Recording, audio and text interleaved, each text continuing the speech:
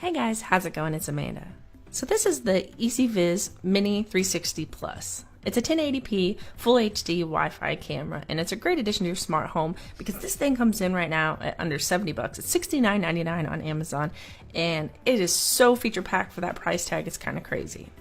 So inside the package, you are going to get the camera itself, and here they've got it covered up just to keep it protected while it's in transit. Now it is fairly glossy, so it will show some prints and some scratches and things like that, so make sure you do handle it with care. Looking at the pictures and stuff online, I thought it was a nice looking camera. The price was good, seemed to have great features, but when I pulled this thing out, I was shocked. This thing looks like a really high quality piece, and I know they sell it at other retailers besides Amazon.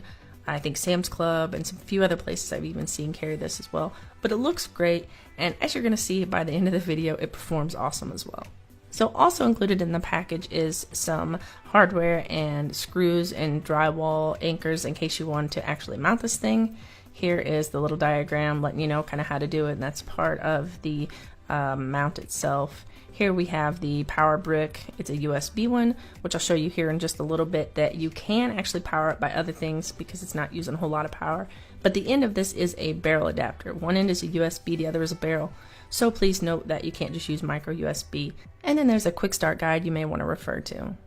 So here is my example. I've just plugged this into the hub that is plugged into my USB on my iMac, and this is powering on. You can see there's a little light indicator. It's not real bright there. And if we flip it around on the back side here, you have your Ethernet port if you want to hardwire, and a micro SD slot to record. They're not trying to just sell you this camera super cheap and then sell you a service. You can record directly to an SD card. On the very bottom here is where you would mount it if you want to attach this to your wall or secure it somehow. On the sides here, you can see there is a speaker and a microphone and a reset button. It does have two-way talking, and you can listen in. So here's how we are going to set this up. You're going to download the Ezviz app. You're going to have to set up and create an account with them. And I've already got this set up, but just to go back, you're going to hit this plus sign up here, and it says you can add a new device. We're going to hit scan for QR. Then you're going to hit yes to allow your camera to have access to it, and then it's going to scan it and automatically register it in. Now I'm hiding my serial number here, but you can see it's already done and registered to my phone. Here inside of the app is your home screen. Just to the right of that at the bottom, you see messages where it gives you any kind of info, and then you have more, which is basically kind of some settings. Here I have my album, an account management where you can set up different things. You have an actual settings, even though all these are types of settings. You have your help. Next to that, you have your about, and then you have other options for if you have an account set up with them for Cloud Play. You can connect this with IFTTT, feedback, or disconnect your third-party accounts. I just have one camera set up, but if you have multi-camera set up, you can click the multicam button and access different views of those. You can flip your camera to upside down in case you have it mounted somewhere. And then the magnifying glass will obviously zoom in. So here we have 2x zoom, and we have 4x zoom, and 8x zoom.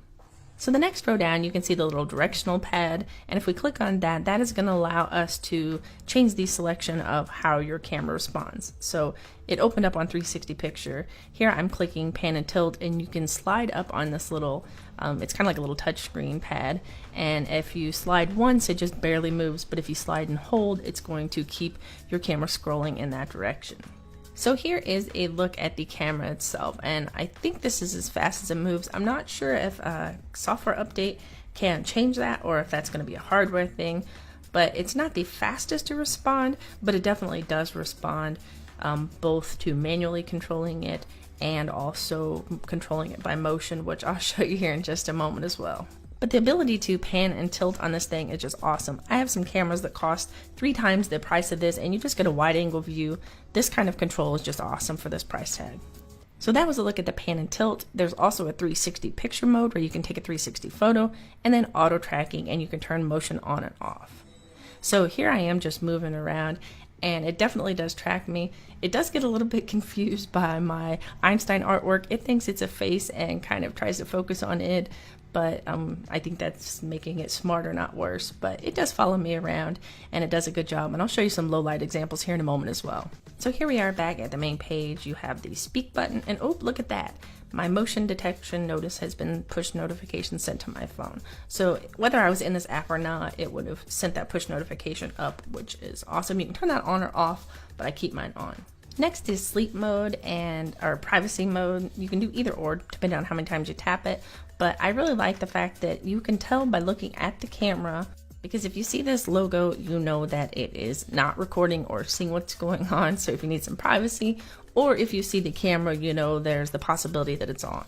So the next options there are snapshot if you want to take a picture, or record if you want to actually record a video of what's going on.